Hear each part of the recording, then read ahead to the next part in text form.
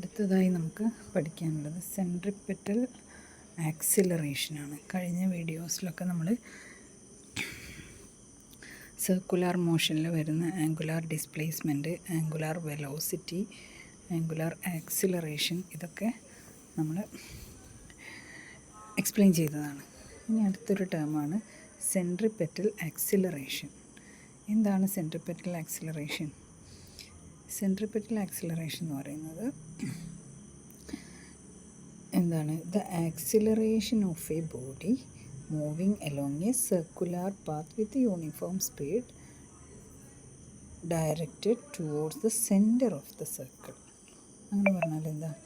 ഒരു സർക്കുലാർ പാത്തിലൂടെ ഒരു body move ചെയ്യുമ്പോൾ വിത്ത് കോൺസ്റ്റൻറ്റ് സ്പീഡിൽ ഒരു സർക്കുലാർ പാത്തിലൂടെ മൂവ് ചെയ്യുന്ന ബോഡിക്ക് അതിൻ്റെ സെൻറ്ററിലേക്ക് ഒരു ആക്സിലറേഷൻ ഉണ്ടാവും.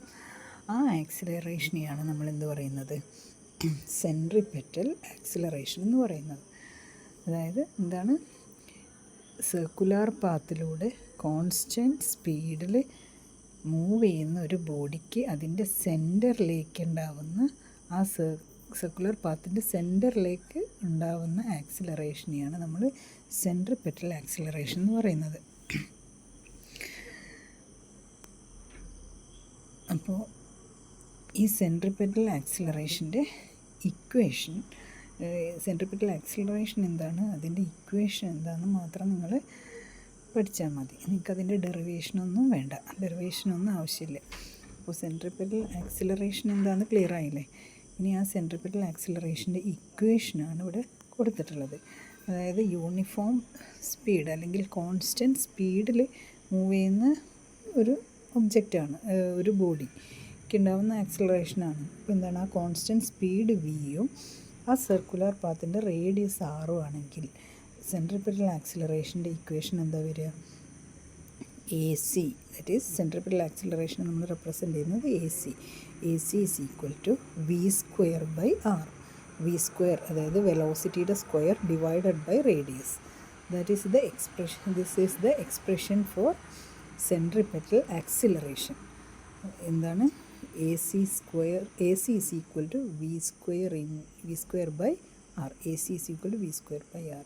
ഇനി അതിൻ്റെ യൂണിറ്റ് എന്താണ്? സെൻട്രിപ്പെറ്റൽ ആക്സിലറേഷൻ്റെ യൂണിറ്റ്. സെൻട്രിപ്പെറ്റൽ ആക്സിലറേഷൻ്റെ യൂണിറ്റ് എന്ന് പറയുന്നത് നമ്മുടെ സിമ്പിൾ ആക്സിലറേഷൻ്റെ യൂണിറ്റ് തന്നെയാണ്. എന്താണ്? Metre per second square.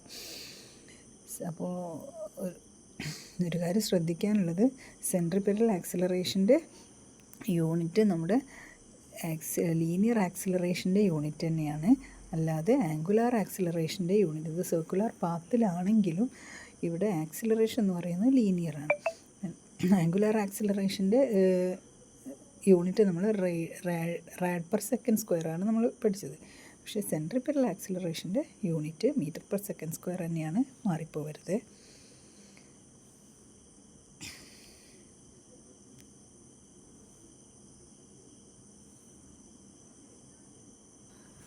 Then next നമുക്ക് പഠിക്കാനുള്ളത് സെൻട്രിപ്പെറ്റൽ ഫോഴ്സ്. സെൻട്രിപ്പെറ്റൽ ആക്സിലറേഷൻ നമ്മൾ പറഞ്ഞു. അപ്പോൾ സെൻട്രിപ്പെറ്റൽ ഫോഴ്സ് എന്താണ്? അതായത് നമ്മൾ പറഞ്ഞു, ഒരു സർക്കുലാർ പാത്തിലൂടെ മൂവ് ചെയ്യുന്ന ഒരു ബോഡിക്ക് അതിൻ്റെ സെൻറ്ററിലേക്ക് ഉണ്ടാകുന്ന ആക്സിലറേഷൻ അല്ലേ? ആ ആക്സിലറേഷന് കാരണമാകുന്ന ഫോഴ്സാണ് നമ്മൾ എന്ത് പറയുന്നത്? സെൻട്രിപ്പെറ്റൽ ഫോഴ്സ് എന്ന് പറയുന്നത്. That is which is also directed towards the centre of the circle. അപ്പോൾ എന്താണ് സെൻട്രിപ്പെറ്റൽ ഫോഴ്സ് എന്ന് പറഞ്ഞാൽ? The force acting on A body moving along A circular path with constant speed directed towards the centre. നേരത്തെ നമ്മൾ ആക്സിലറേഷനാണ് പറഞ്ഞെങ്കിൽ ഇവിടെ നമ്മൾ force ആണെന്ന് മാത്രം. ഓക്കെ, ഫോർ എക്സാമ്പിൾ നമ്മളൊരു സ്ട്രിങ്ങിൽ ഒരു സ്റ്റോൺ കെട്ടിയിട്ട് കറക്കുകയാണ്. അപ്പോൾ നമ്മളത് കറക്കുമ്പോൾ നമ്മുടെ കയ്യിലേക്ക് ആ സ്ട്രിങ്ങിലൂടെ ഒരു ഫോഴ്സ് ആക്ട് ചെയ്യുന്നില്ലേ? That force is called centripetal force. ആ ഫോഴ്സിനെയാണ് നമ്മൾ സെൻട്രിപ്പെറ്റൽ ഫോഴ്സ് എന്ന് പറയുന്നത്. അത് കാരണം ഉണ്ടാകുന്ന ആക്സിലറേഷനെയാണ് എന്ത് പറയുന്നത്? സെൻട്രിപ്പെറ്റൽ ആക്സിലറേഷൻ എന്ന് പറയുന്നത്. അപ്പോൾ സെൻട്രിപ്പെറ്റൽ ഫോഴ്സിൻ്റെ എക്സ്പ്രഷൻ എന്താ വരിക? നമുക്കറിയാം ഫോഴ്സിൻ്റെ ഇക്വേഷൻ എന്താ? ഫോഴ്സിൻ്റെ ഇക്വേഷൻ നമ്മൾ പഠിച്ചതാണ്. F is equal to M into A അല്ലേ, മാസ് ഇൻറ്റു ആക്സിലറേഷൻ. ഇവിടെ നമ്മുടെ ആക്സിലറേഷൻ എന്ന് പറയുന്നത് എന്താ, സെൻട്രിപെറ്റൽ ഫോഴ്സ് എഫ് സി ആവുമ്പോൾ ആക്സിലറേഷൻ സി ആവും, എ സി ആവും. That is centripetal acceleration. അപ്പോൾ നമുക്ക് സെൻട്രിപെറ്റൽ ആക്സിലറേഷൻ്റെ ഇക്വേഷൻ ഇപ്പോൾ നമ്മൾ പഠിച്ചു. എന്താണ്, വി സ്ക്വയർ ബൈ ആർ. അപ്പോൾ നമ്മൾ ആ എക്സ്പ്രഷൻ ഇവിടെ സബ്സ്റ്റിറ്റ്യൂട്ട് ചെയ്താൽ ഫോഴ്സിൻ്റെ, സെൻട്രിപെറ്റൽ ഫോഴ്സിൻ്റെ എക്സ്പ്രഷൻ കിട്ടും. That is mass into M into V square by R. This is the expression for centripetal force. അപ്പോൾ സെൻട്രിപെറ്റൽ ഫോഴ്സും സെൻട്രിപെറ്റൽ ആക്സിലറേഷനും അതിൻ്റെ ഡെഫിനിഷനും ഇക്വേഷനും മാത്രം നിങ്ങൾക്ക് മതി, അത് മാത്രം പഠിച്ചു വയ്ക്കുക. ഇനി സെൻട്രിപെറ്റൽ ഫോഴ്സിൻ്റെ യൂണിറ്റ് എന്താണ്, ഫോഴ്സിൻ്റെ യൂണിറ്റ് എന്താണ്, ന്യൂട്ടൺ. അപ്പോൾ സെൻട്രിപെറ്റൽ ഫോഴ്സിൻ്റെ യൂണിറ്റും ന്യൂട്ടൺ തന്നെ. ഓക്കെ,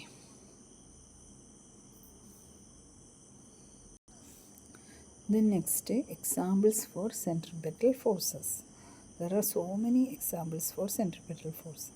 അതിൽ കുറച്ചെണ്ണമാണ് ഇവിടെ ലിസ്റ്റ് ചെയ്തത്.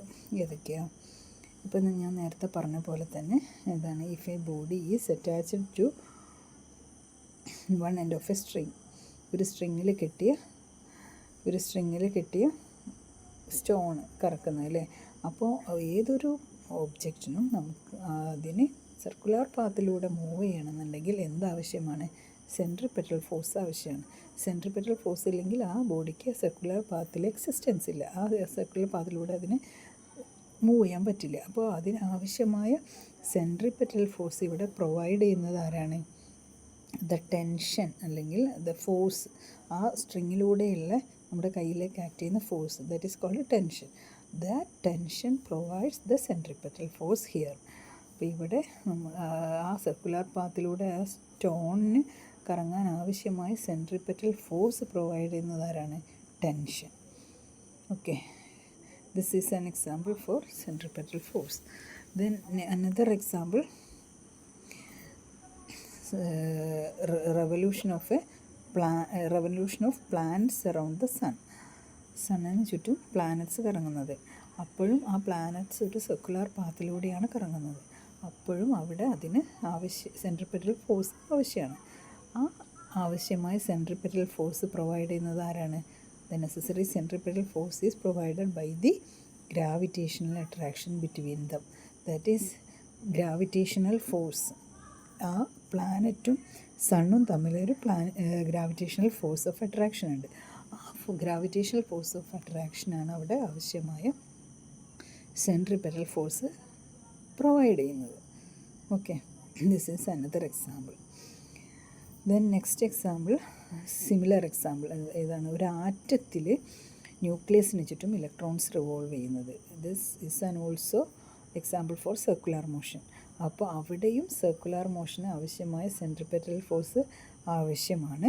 ആ സെൻട്രിപെറ്റൽ ഫോഴ്സ് ആരാണ് പ്രൊവൈഡ് ചെയ്യുന്നത്, the electrostatic force of attraction between electron and proton. That is proton എന്ന് പറയുന്നത് ന്യൂക്ലിയസിലുള്ള പ്രോട്ടോൺ. ആ പ്രോട്ടോണും ഇലക്ട്രോണും തമ്മിലുള്ള ഇലക്ട്രോസ്റ്റാറ്റിക് ഫോഴ്സ് ഓഫ് അട്രാക്ഷനാണ് അവിടെ ആവശ്യമായ സെൻട്രിപെറ്റൽ ഫോഴ്സ് പ്രൊവൈഡ് ചെയ്യുന്നത്. Okay, then next example, when a vehicle moves along a curved path, centripetal force provide ചെയ്യുന്നത് ആരാ, the frictional force between road and tyre. ടയറും റോഡും തമ്മിലുള്ള ഫ്രിക്ഷണൽ ഫോഴ്സാണ് അവിടെ ആവശ്യമായ സെൻട്രിപെറ്റൽ ഫോഴ്സ് പ്രൊവൈഡ് ചെയ്യുന്നത്. Okay, these are some examples for centripetal force. Okay, thank you.